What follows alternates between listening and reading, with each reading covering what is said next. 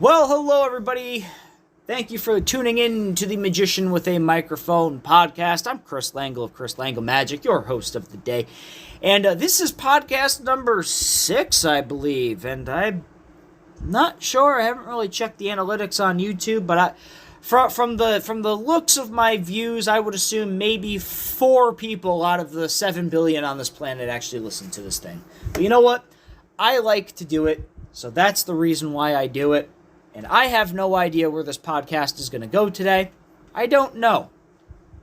I literally, I'm sitting here at the Main Street Gallery in Ansonia, Connecticut, and I figured, you know what? I'm just going to record a podcast.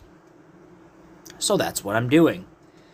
I don't know where this is going to go. I'm going to try to keep it within the half-hour bracket that I like to keep it in. I might go over a little bit. I don't know yet. And if I keep, gallivanting and rambling and filibustering like this, it'll probably be 30 minutes of me not knowing what I'm going to be talking about today. And then finally getting an idea at like 31 minutes and being like, hey, you know what? We got to go. So, not going to do that, though. I have my show coming up at the Bijou Theater, Bridgeport, Connecticut, 275 Fairfield Ave in Bridgeport, September 12th. If you have not gotten your tickets yet, please get your tickets. It is going to be an amazing show. I'm really looking forward to it. It's going to be a blast. I've got brand new tricks that I'm doing that I've actually never done in person, in public. I bought things for this show just to do them at the Bijou. So, I'm excited. And then there's actually a possibility of having another theater show in New Britain, Connecticut, a month after. But we're going to get to that when the time comes. As soon as I get everything finalized and paid up and everything, then we will be good to go. Now, with that being said, I have been very busy preparing for that show. I've been rehearsing, getting lighting. I've got a fog machine for it just to make the stage look pretty cool. So that's going to be something, to look forward to. I've got my... For those who don't know, when I would do my theater shows, I had a tech guy that we called Snacks. The reason why we called him Snacks is because he liked to eat. He was a big dude. And unfortunately, Snacks passed away last year during the whole COVID pandemic. Unfortunately, he didn't really take care of his health. He was diabetic. He had a load of health disorders, and of course COVID didn't help. It kind of just escalated everything, and he unfortunately passed away. Unfortunately, 2 days before my uncle passed away. So unfortunately, I did lose my tech guy. Snacks was a very, very good guy. He was willing to do anything for his friends.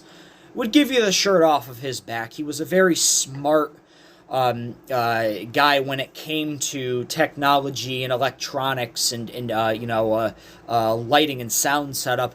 We'll say this much. A quick story about Snacks, because I don't want to dwell on it too long, because it does make me sad, because he was only 35 years old. But I do want to talk about him for a little bit, because he was the perfect example of never judge a book by his cover. Looking at him and, hearing about his past, you would think that he was a piece of shit, but he was not. Snacks walked into the Bijou Theater in Bridgeport. Now, the Bijou Theater, in their tech booth, they have a pretty high-tech lighting system, a pretty high-tech sound system.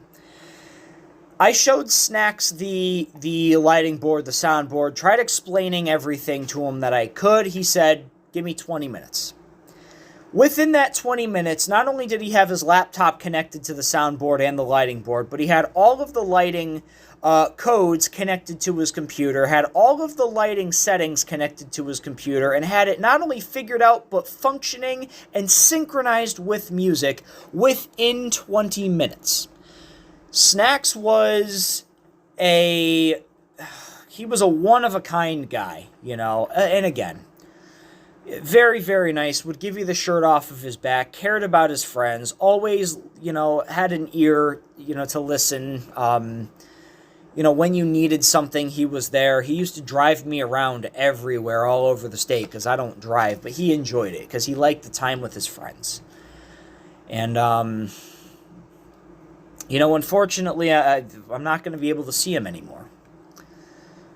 But there, I said all of that because, as depressing and as sad as that is, there is some good. There is some good that comes out of it. I'm now working with Snacks' widow, Tara, and she, just like him, is very quick at learning things, especially when it comes to my show and the lighting and the sound and everything. And I'm really looking forward to seeing what she can do with my show and seeing what she's capable of, because she reminds me a lot of him. Obviously, they were married and they knew each other for over 20 years, but I think it was over 20 years. I'd have to ask her. But it's almost like working with him again. It's like and I feel his presence when I'm on that stage, because he loved the Bijou. He loved Gary. He loved, the idea of being able to work in a theater. It was one of his favorite things. So that's definitely like a refresher. It's really nice. It's really nice to know that, yeah, he may be gone, but he ain't gone completely. So, but I'm looking forward to that. The show was on September 12th at the Bijou Theater, 275 Fairfield Avenue, Bridgeport, Connecticut. Tickets are on sale, www.bijoutheatre.com. That is BIJOUTHEATRECT.com. Go onto the page, click on events, go down a little bit, you'll see my ugly face. Click on that link, buy your tickets. $10 for kids 12 and under, $20 for adults, free, absolutely 100% free if you are a first responder. $10 for the after party / jam session / lesson that we're doing at the end of the show. We're going to have a lot of great people there. My friend Greg Dwyer is going to be there. Greg is a motivational speaker in the Litchfield County area of Connecticut. He's traveled all over the world doing his public speaking about focus and business improvement and what's your worth. And, he's a fantastic person when it comes to just general knowledge. He's a very, very smart, probably one of the smartest people I have ever met in my life is my friend Greg Dwyer. Somebody that I would like to have on this podcast. And again, I say that every week. I want so many people on this. But guys, I cannot figure out how to record my phone calls, okay? I got to ask the government how they record my phone calls. But I want to have him on. He's going to be there. Pete and Chris Amusements are going to be there. Possibly, giving out brochures, doing carnival games for the kids and tabletop carnival games, before the show starts. It's going to be a lot of fun. And of course, now I'm getting to that point where my voice is getting itchy because I'm talking a lot. Good thing I've got my Monster. Monster Zero Ultra, the white can. If anybody, look, I am a Rockstar guy through and through, but Rockstar's Zero Sugar drink sucks ass. Monsters is amazing. Monsters Mule is fucking the best. It is like a Moscow Mule without the vodka. It is probably one of the best energy drinks I ever had. But Rockstar, their cotton candy drink is out of this world. Rockstar's Fruit Punch is the top energy drink that you will ever get. It is the pinnacle. It is the pedestal. That is the best I've ever had. That's right, Rockstar. And no, that is not the reason why I say that's right, Rockstar. It's funny, I do have people asking me why I say that's right, Rockstar. During my golf reviews, during my Instagram videos, TikToks. Long story short, because I don't know too much about it, I stole it. And I don't know if the guy that originally had it took it from somebody. I don't know. My friend Alex used to work at a Honda dealership, and there was this guy in the tech area. He would do the paperwork and stuff. And I guess he would just say, that's right, Rockstar. And I just thought it was hysterical, and I was like, I'm fucking taking that. I think it's funny. I think it's, I can get people to say it during my show. I met the guy one time. I don't remember his name. I think it was like Todd or some shit like that. But he said, that's right, Rockstar. And I was like, I'm taking that, and there's no copyright on it. You can't sue me. That's now mine. So that's why I say it. from a guy that I only met one time that I thought was funny because my friend sent me a video of it. That's what it is. So, and then another thing too. I told you guys this is gonna be way out in the fucking open. I have also started a new business project. Not only am I doing magic shows, not only am I working with Pete and Chris Amusements on bounce houses and parties, I am also customizing guitars, and I'm sitting here at the Main Street Gallery in Ansonia with my replica Frankenstein Eddie Van Halen guitar on my lap. And this thing is awesome. I love it. Funny story how all of this started. So, when I was still in high school, I always wanted a Van Halen guitar. Eddie Van Halen has been my idol since I was like fucking 13. Everybody would think, dude, you're a magician. Why is a guitarist your idol? Well, if you look at my Instagram, I explain it. Eddie demanded respect, perfection, and he was the greatest ever at what he did. And that's what I want to do. But I've got my my Frankenstrat here. My replica Frankenstrat that I actually, instead of a Kramer body or a Fender body, I made it out of a BC guitar body. And, see, there we go with the itchy voice again. Backtrack. So, my first ever guitar was a First Act 222 that my grandma bought me at Target.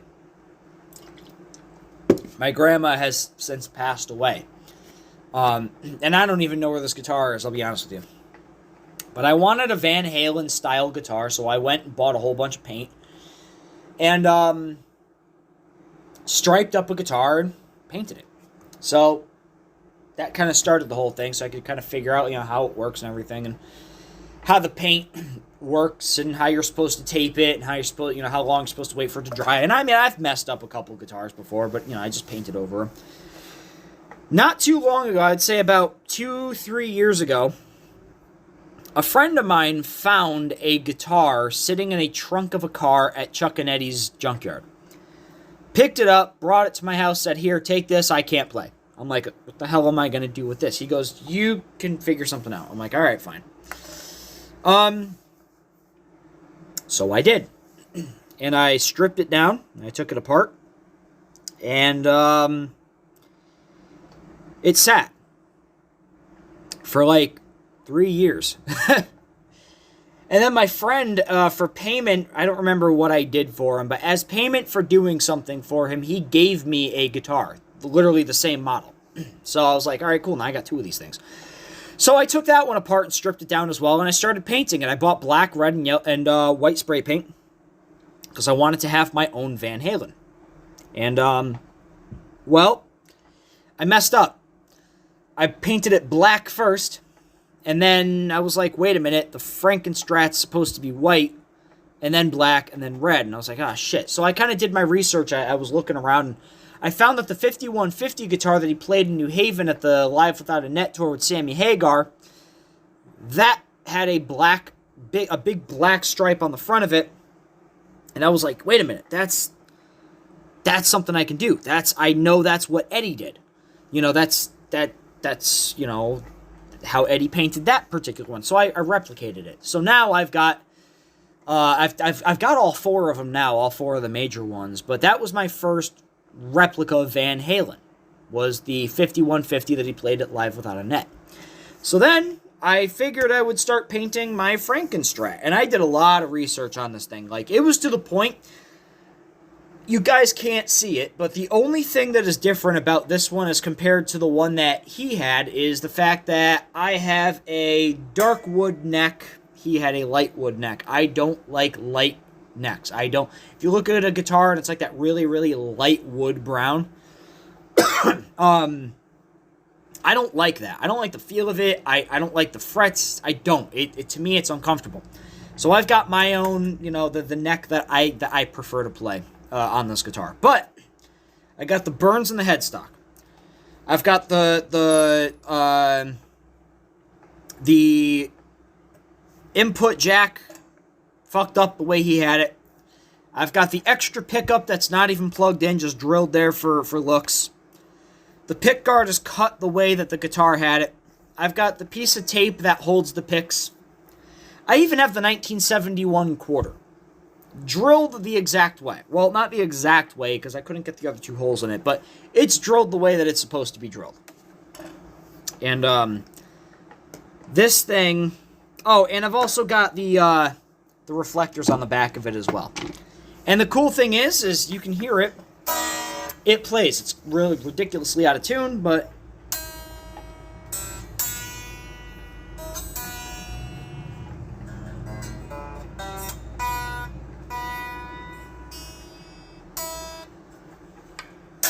There we go. Sort of. I don't know. But there's a buzzing. There's a buzzing in the guitar if you listen. That buzzing should not be like that. So I gotta get that fixed. I don't know how. I don't know what the hell could be wrong with it. I gotta bring it to somebody who knows what they're doing. So. And there's this really weird hum when I plug it in. It's almost like it's hollow, but it's not. It's weird. But, so I've got this one. And then recently, I just started buying a whole bunch of guitars off of the Facebook Marketplace. A lot of Fenders, and I've been turning them into Van Halen custom. So, the whole reason why I'm talking about this is because I posted the picture of my black and white stripe, and then I posted the picture of the Bumblebee that I just finished. And now people are asking me to customize guitars for them. So I'm like, supply the guitar and I'll do it. And if I have an extra guitar laying around, I'll do it. So, if you want a custom guitar... Give me the design. Give me what you want, generally the idea. I'm not perfect. It's not going to be absolutely perfect to what you want because I'm not that good. But I will customize a guitar for you for $200. If you supply me the guitar, I'll take $50 off it. If you need anything added, extra added to it, I will charge you extra for that. I will charge you extra for that. So... yeah, Chris's Guitars. I don't know what the hell to call it, but I posted something on Facebook, and I already got people asking me, so it's a lot of fun. I like it. It gives me something to do. It keeps my mind occupied, because let's face it, I am a depressed mess right now. I am a wreck. Today is the Thursday, July 29th. My birthday is Saturday, July 31st.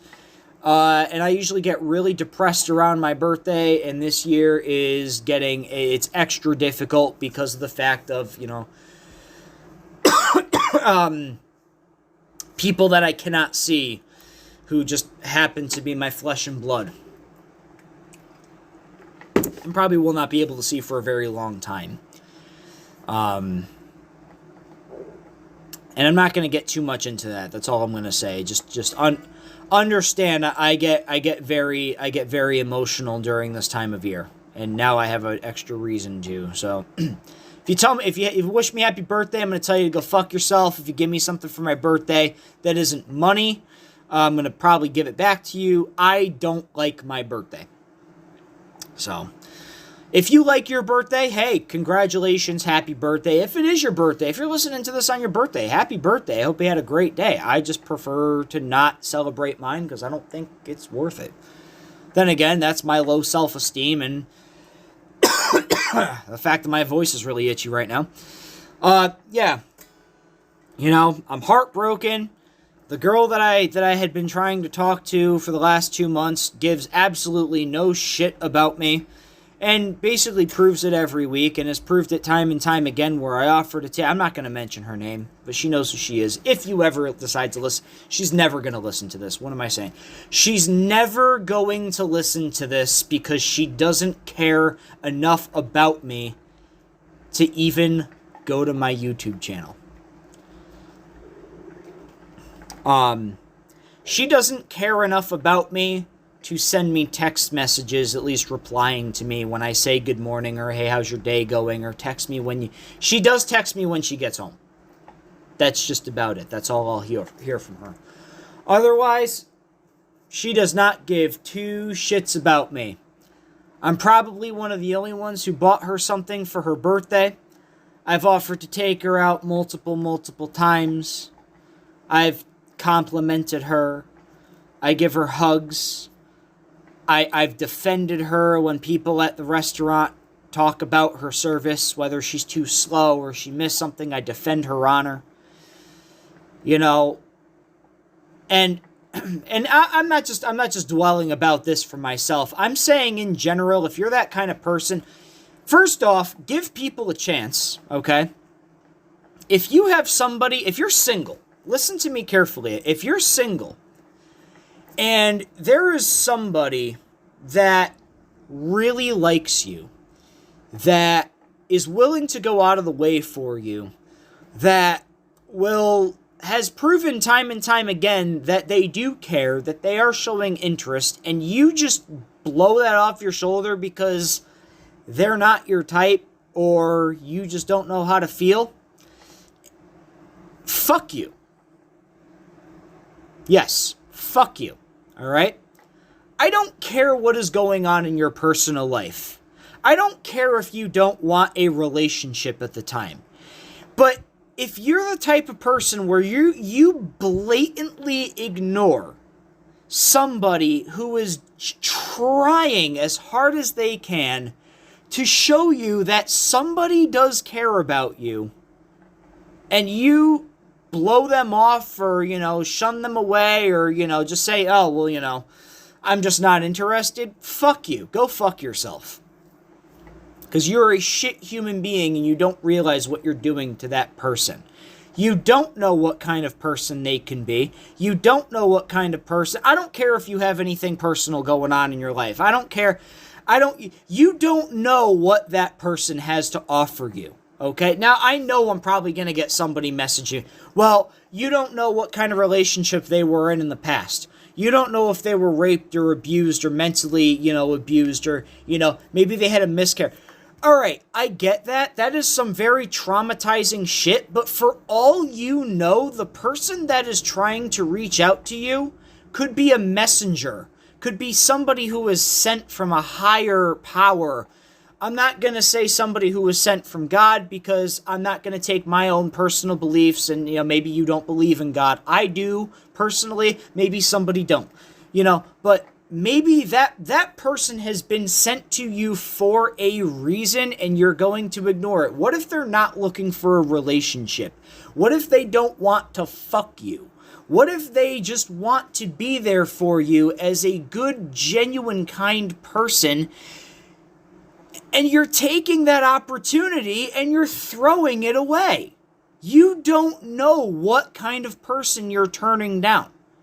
I'm not saying this because I'm pissed off that the girl that I basically fell for has been ignoring me for 2 months and blowing me off and shunning me and agreeing to plans and then standing me up or not texting me back and, talking to me at her job because she's forced to talk to me because it's at her job. No, I'm saying this because you genuinely don't know the intent of a person.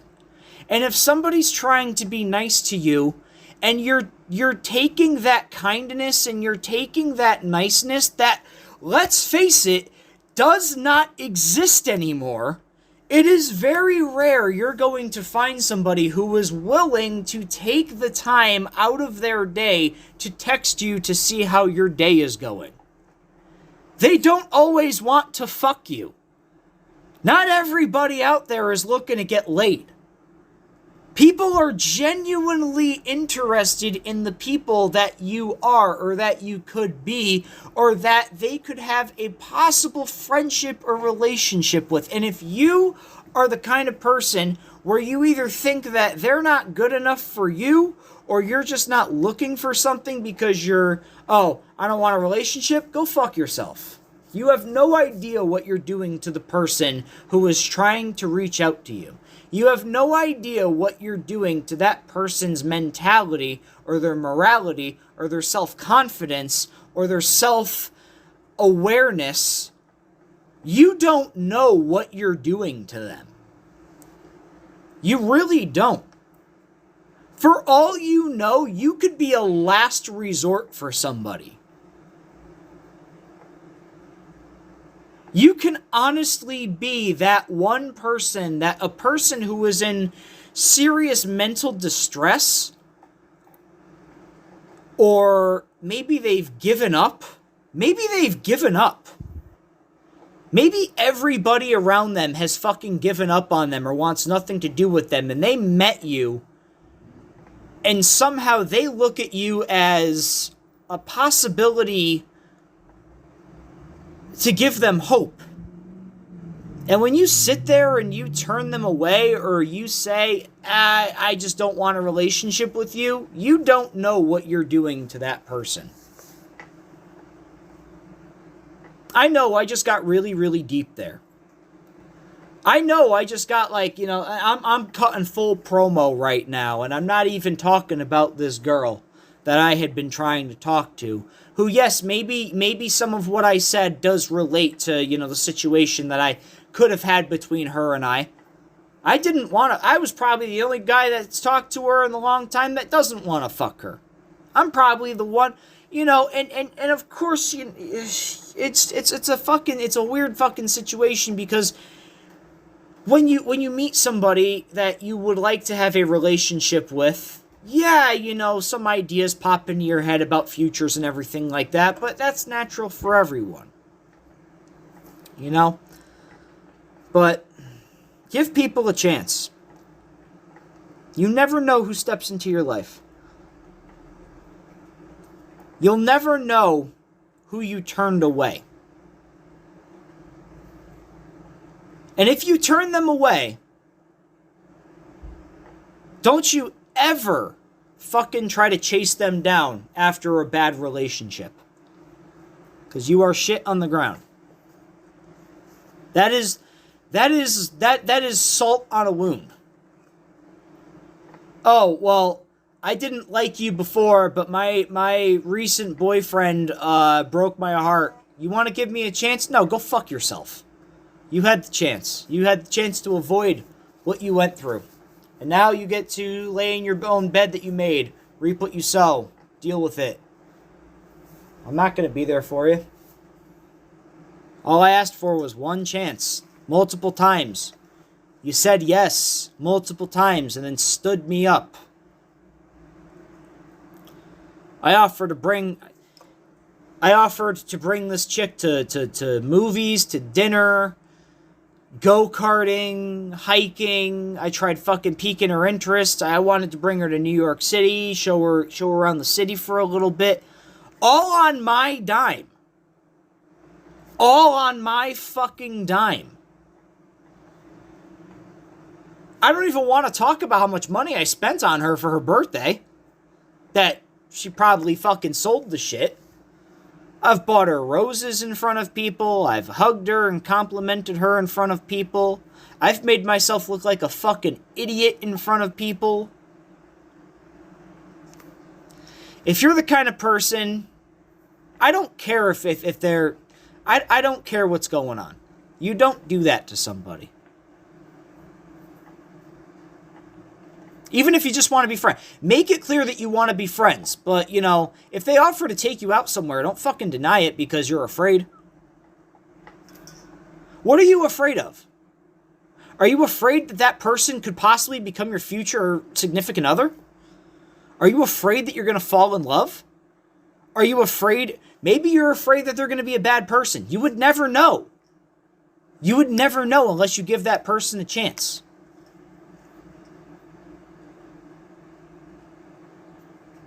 I'm gonna end this promo on all this. That's all I'm saying. I wasted 2 months on this girl.